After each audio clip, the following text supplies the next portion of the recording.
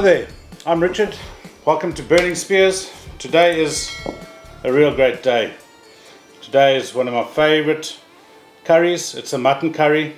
Quite easily do this with lamb, and it's very often done with lamb, but mutton, when you can get hold of it, for me that provides just the epitome of sheep, lamb, mutton taste. I really do enjoy it. Some people find it a little bit too gamey, but we'll get into how a lot of that's brought under control in a bit. So, coming from South Africa, inside South Africa, especially in Durban, KwaZulu-Natal, they have the largest, or one of the largest Indian populations outside of India.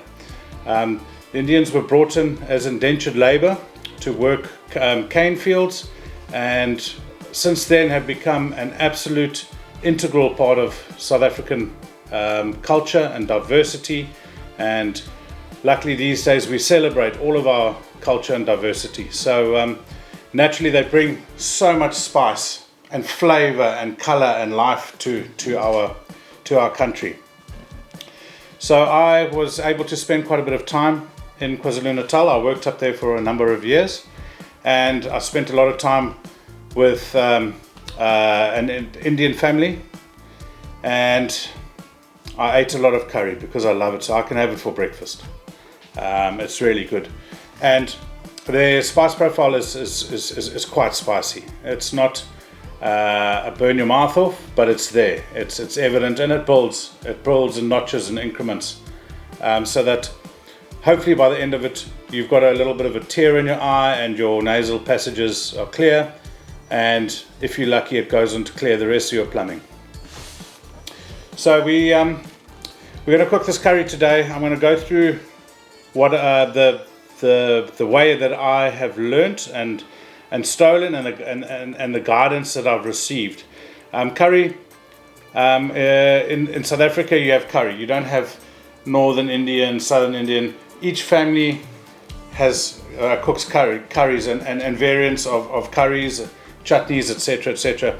And it's very much a handed down niche style of curry. So like the Italians, theirs is the best. It comes down from the grandmothers teaching the mothers, the daughters, and a lot of the men cook curry as well. And they do a lot of cooking curries on fire, in pots on fire. So that's another wonderful element.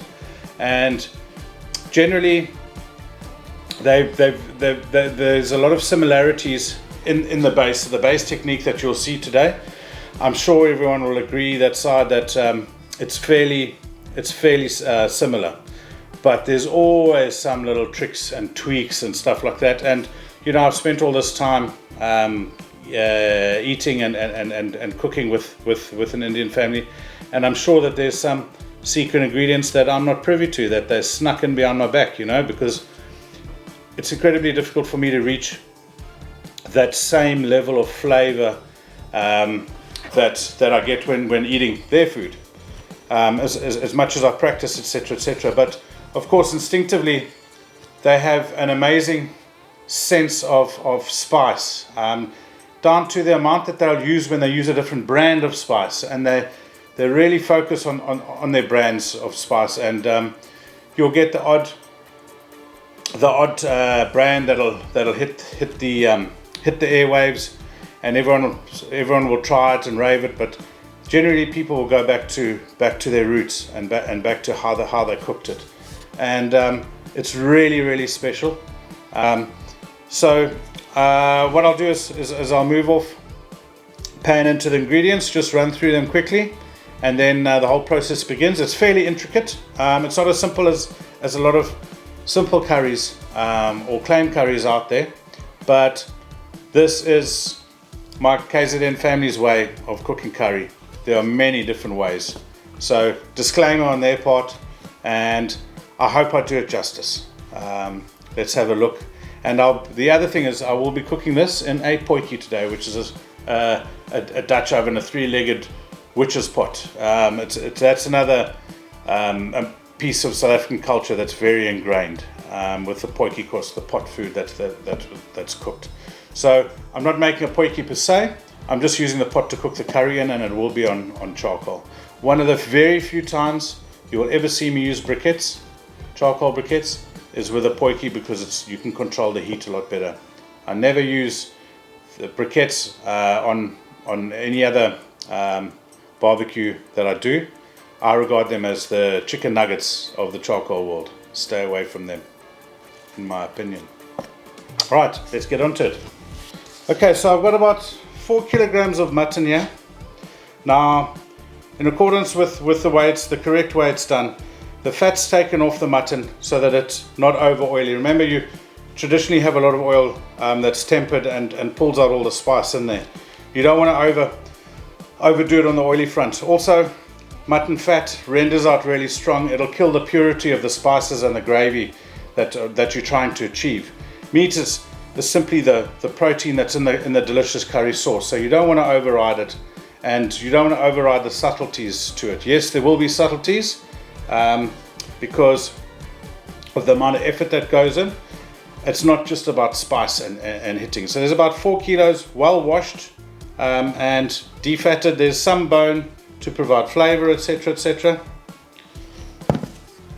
Then we have the sort of base, the gravy or the sauce base, which is equal parts in weight green chilies, mint, fresh coriander, fresh garlic, and fresh ginger.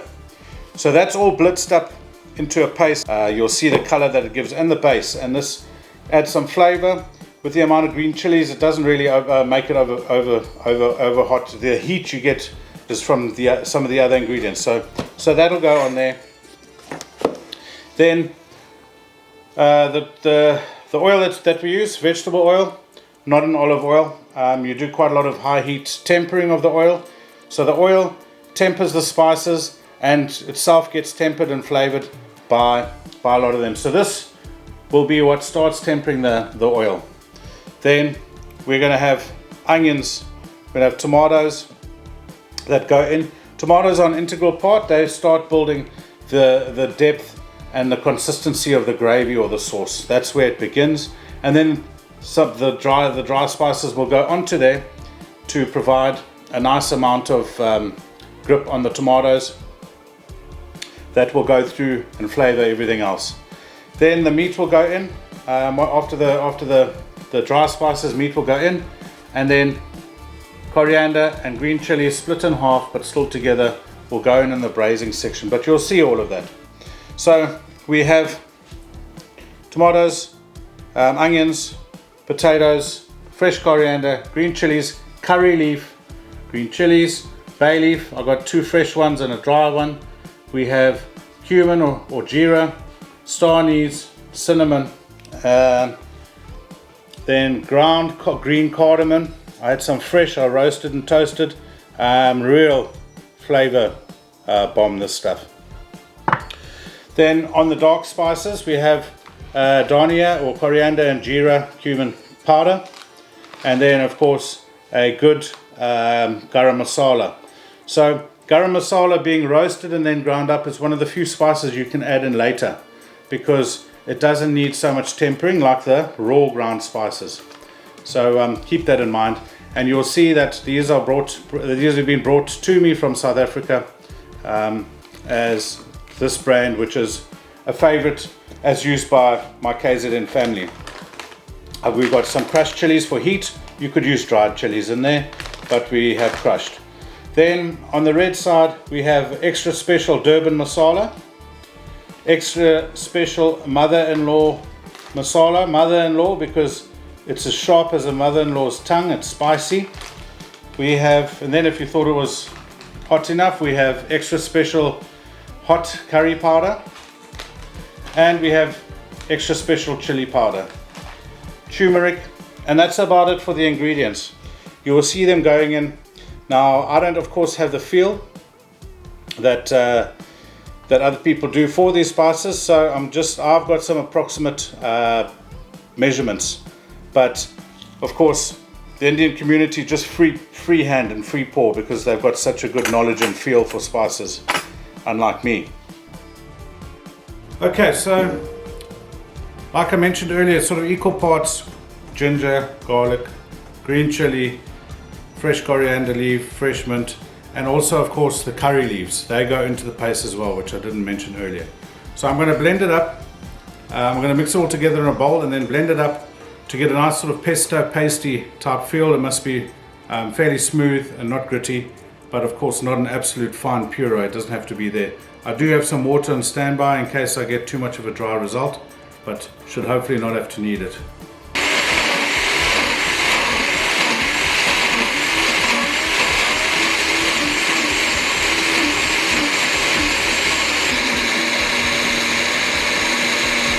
To start off, I'm going to add the paste. You can make a hot batch and freeze it. It'll keep for the fridge in a while. Loads of flavor in there. And I'm going to now put this in.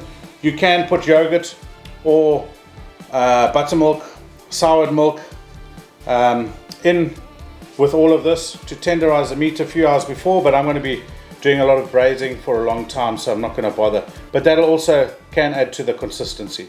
So we're just going to go all in. Probably save a little bit for going in later. So probably not all in. I nearly made a mistake there. So many steps in this curry, man.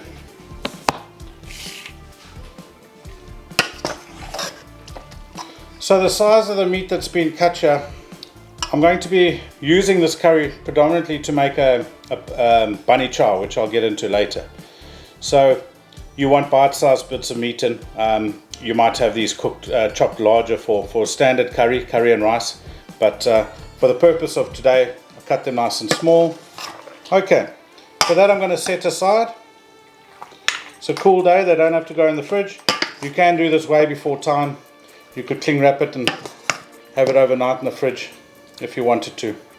Okay, so I thought I'd just touch bases briefly on the veg prep. So despite the stuff we've talked about before, so I said we had about 4 kilos or about a little around 9 pounds of mutton or lamb, remember. And then I've got 4 large tomatoes, 4 large onions, and probably about 6 or 7 large potatoes. We will put more in to fill the pot up should we have room. So the onion is just standardly sliced like that. That's just going to disappear and melt down into the whole gravy sauce. Likewise, the tomatoes are fairly finely diced to literally break down quite quickly, attract those spices and transport those spices around in the gravy. So that's why they're not like large chunks or anything like that. They will just simply disappear and melt away and provide one layer of consistency. Then in South African Indian culture, the humble potato has a special place in the curry. You see how they're cut. They're cut into large pieces like this, and it's actually with quite joy that one would get served a portion of curry with the prized potato, a nice yellow potato. So sometimes they regard them as, they call it like a busting potato. So this is a big solid piece that'll cook and slightly break up a little bit to provide the correct texture to the gravy while still leaving some of its bulky integrity. And like I say, especially if you're a guest in their house, they'll serve the curry and then they'll take the biggest piece of yellow, beautiful busting potato and put that on as the sort of cherry on the cake. So hence why they cook like that and not diced. So those are some important tips just on the veg prep. So next we'll get on to starting the meat off and of course tempering the oil. Okay, so the pot is heating up on the charcoal. I'm going to put the sunflower oil in. There is a lot of it that goes in though, but you need to temper properly. Like I said, quite a lot. In a big size pot like this, it's probably about 400 mils of oil, I'd say. So we think of the quantities, they're almost like marrying up here. 4 kgs mutton, 4 tomatoes, 400 ml of oil. Okay, so obviously we have to wait for that to come to some sort of temp. I'm going to put some little of my cumin tadpoles in. Okay, I think my oil's up to temp, so now I'm going to start adding the tempering spices.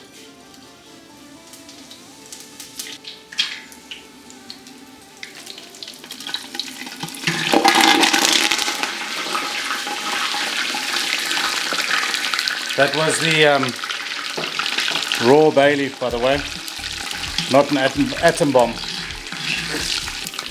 Okay, I'm just going to wait till some aromas kick off before I add the onions. It's going to happen quickly with this oil. You don't want to burn the spices as well, so we probably... Yep, I'm getting that fragrance straight away. In we go with the onions.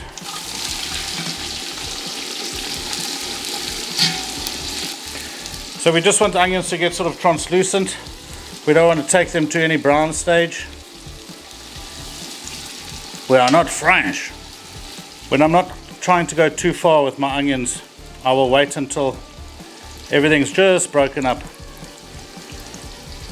Like all of the segments are just broken up. And then you know not too much further past that stage. Okay, so I think we're there. So I'm going to put 12 chilies in. And probably about 15 little curry leaves. One didn't want to go. So if you remember the 400 ml of oil, looking like quite a lot, you can see as we're going now, it's really not going to be that much. By the time we've put the dry spices in, they're going to absorb a lot of that, and we might have to add a little bit of water to balance it. So, but one thing you have to really be careful of is how much water you add. You really want the stuff to cook out, the water inherent in the tomatoes, in the meat, in the potatoes to cook out first before you add volumes of water. So in essence, all you're going to be doing is adding water in stages where you want to prevent sticking. And you don't want to add too much. This isn't a stew. Although, however, disclaimer, as I'm making this curry for Bunny Chow, there will be a lot of sauce, a lot of gravy, so it won't be as dry as it normally is.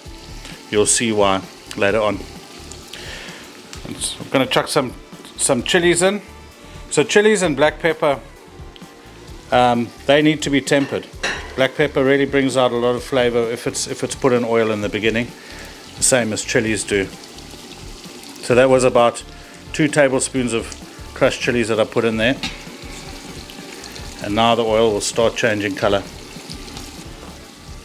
Okay, chucking the tomatoes in now. I think we're ready. Now I want to cook these tomatoes down till you can squish them. So that, like I say, they break down and they meld with the spices and transport them all over the flavor town. So similarly to tomato puree, I'm going to add the secret mix in now to cook out. And there, of course, we're adding depth and texture to the gravy, the sauce. You can add more or less of that depending what you think, but I'm quite happy with that. You can see this oil is taking on, and we haven't even added dry spices yet. So I'm waiting for a lot of the moisture to cook off the tomatoes now, and then of course I'll test when I'm ready by trying to squish the tomatoes on the side of the pot. Nearly there, not quite. But you'll hear the activity increase as the oil comes up and there's less steam involved. It'll get a bit more frenetic, and then we'll start with the next stage. Alright, so we start with some of the dry stuff. I'm going to put some turmeric in. That's about 3 teaspoons. Hope I got that right. Black pepper, a good solid pinch or 2. Now you can see the color I don't know with all the steam if you can, but let me bring that up. Look how gorgeous that is. Okay, then we're going with the dhania and jeera powder, coriander and cumin. About 2 heaped tablespoons. And again the color changes very quickly. And then the perfume, the garam masala.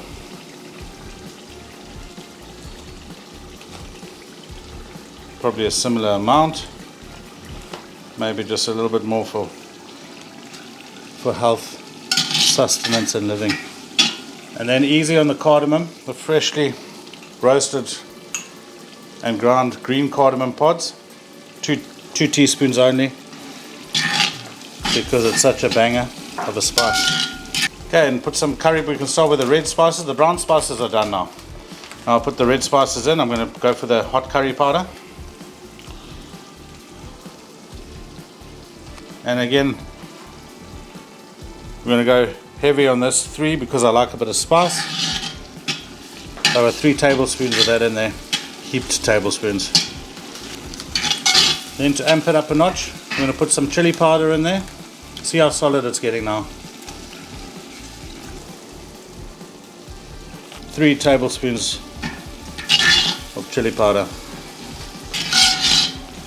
I do like my curry hot, as I was taught. And then now look at the colors that we're getting now. Beautiful. And then some Durban masala. For those of you who can't get hold of ingredients like this, you just add more curry powder and chili powder.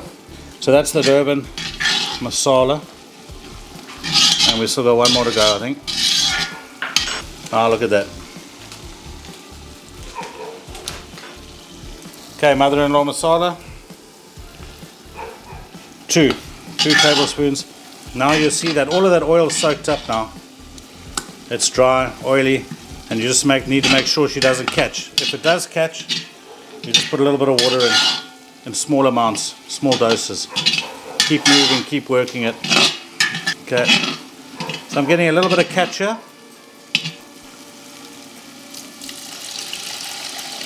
So I just want to sauce it up again, bring it. Again, you've got to add little by little, don't go too much in now. And that's probably good enough for a bit.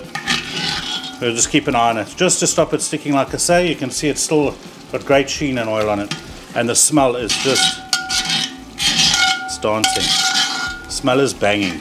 It's like an angel weeping on my nose. Okay, so what we wait for here, right, is for the oil to come up. Once the oil comes up, you know that most of the moisture is out and that your oil is tempered. You'll see the color on the back of the spoon there.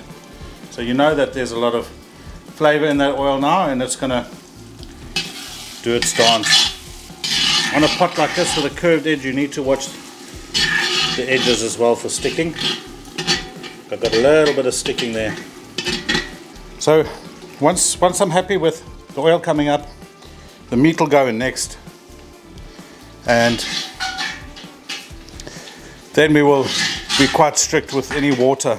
We will want as much moisture as possible to cook out, while still leaving enough in for the long braise. So again, it'll just be noticing on any sticking. This is a rapid cook, as you might notice. You don't slow down for a bit. So I'm going to put this meat in.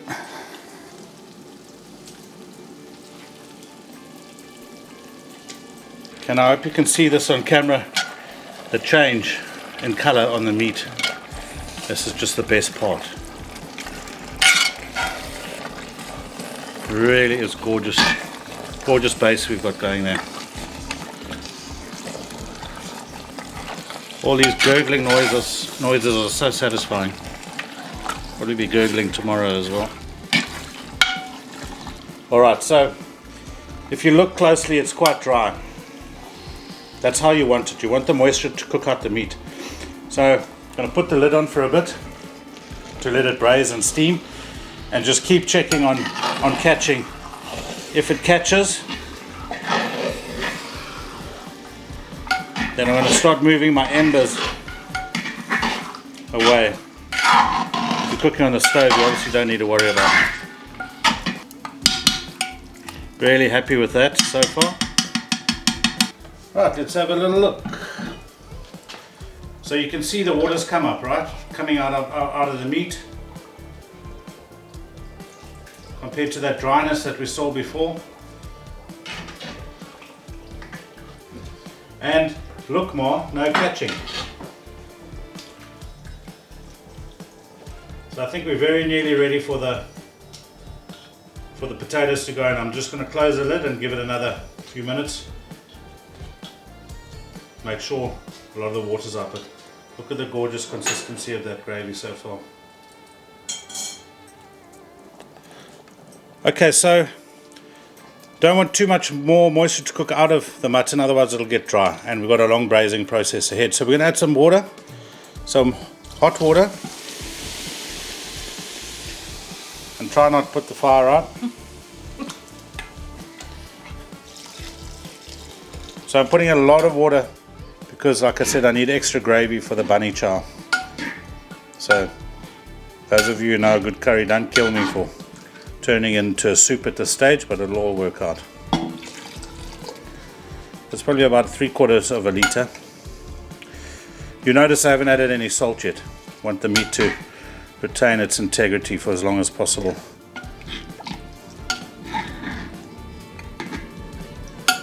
Add some more water in, I think.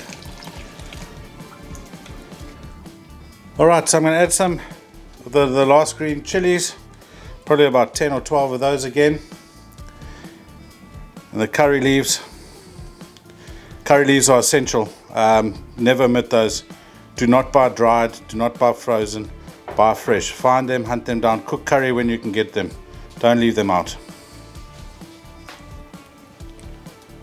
Okay, so we've been boiling for a little while now.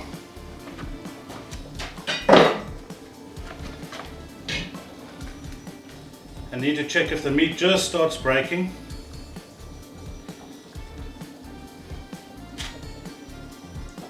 Still a bit tough. So I must boil a bit longer before I add the potatoes. Mutton, of course, is going to take a lot more cooking than lamb. Another reason to use lamb should you want. Alright, so the meat's pretty tender. It's just breaking apart. Potatoes take long to cook, so in the potatoes go.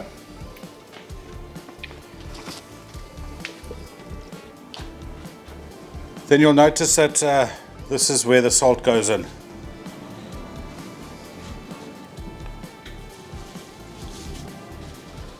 If your curry is looking a bit runny at this time, just remember that the potatoes still have to do their job and break up a little bit and provide that level of unctuousness to the gravy. So I'll wait for this to cook off for a bit. It's going to take quite a while with those large potatoes. By that time that it's all ready and the potatoes just start breaking apart, the mutton will be soft, and then I'll just do a final test for seasoning on the salt. I'll check occasionally for any sticking, but it seemed to have got away with it so far, so all good here. Okay, this is ready. Super soft, potatoes are soft, meat's soft, super gravy. So please just remember that this is extra loose because of the curry bunny that I'm going to use it for. Normally it would be a lot drier, and that is gorgeous. It smells gorgeous. I'll put the lid on and get ready to dish up in a moment, right after I've dumped a whole bunch of fresh coriander in there to finish it off and zip it all up. This is gorgeous. Okay, so often a bunny chow is served in half a loaf, but that is really too much bread these days for our modern lifestyles. So here I'm cutting it into a quarter, and I'll show you how to hollow out. You got to leave some bread on the edge to soak up the gravy.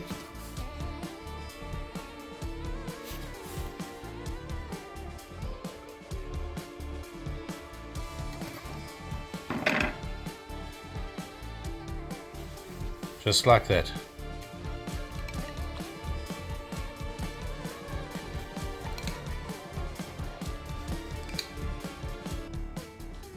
So lots of gravy there, hence the purpose of making this a much thinner curry.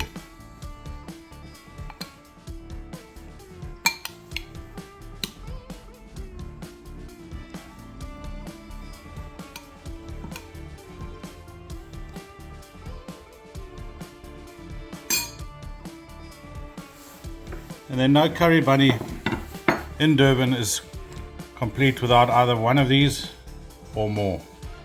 Carrot salad. So that's carrots, onions and green chili. Sambal, which is cucumber, onions, tomato, green chili. And then Paco curry chili pickle, which is essential. Every household in Durban and KZN has got that in there. And I want my potato on the deck as well, my crown and glory. Okay guys, finally done. Been a long day. What more can I say? It's there. It's there to be eaten. So I'm going to try it. Disclaimer. Well, the first time I got to KwaZulu-Natal and I had a bunny, I saw this nice cooling salad on the side. Delicious carrot salad, and I thought it was there to cool off the spicy curry. Little did I know that it's actually there to heat things up should your curry not be spicy enough. They put loads of green chili in there. So if you're not happy, you just have a mouthful of that and it kickstarts you in the right way. So without further ado,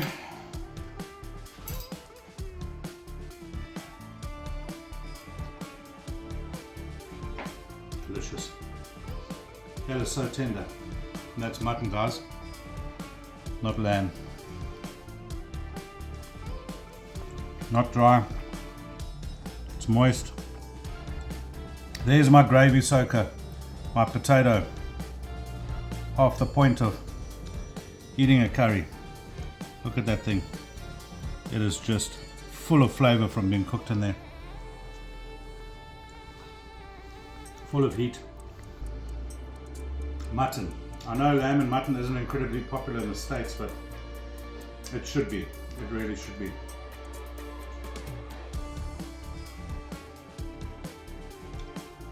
Now for some of my old friend.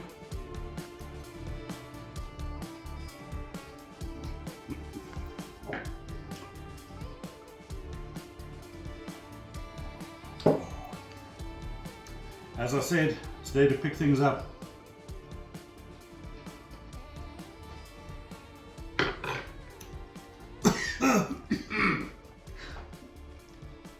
Green chili. Green chili is king. This is dedicated, again like the other curry video, to my KZN family. Love you guys, miss you guys. Thank you. I hope I did you proud today. This curry is banging, man. I hope that was worth the watch. I'm going to be in a lot of pain after eating all of this. My plumbing will be cleared. So let me get down to that. Thank you. Thanks for watching and see you soon. That's it. Okay, I realized that, oh, my mouth's burning. I realized that I committed a serious faux pas during that outro. So I apologize to my brethren from KZN. I ate with a knife and fork. Traditionally, you're not allowed eating with a knife and fork. You have to eat with your hands and you have to work stuff in to get that flavor out. So before I get assassinated or shamed on the internet, let me just eat this the correct way, the way it's supposed to be done.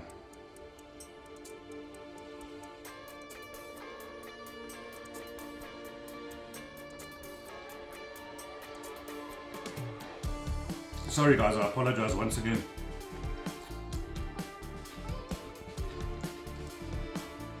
I hope we're good now.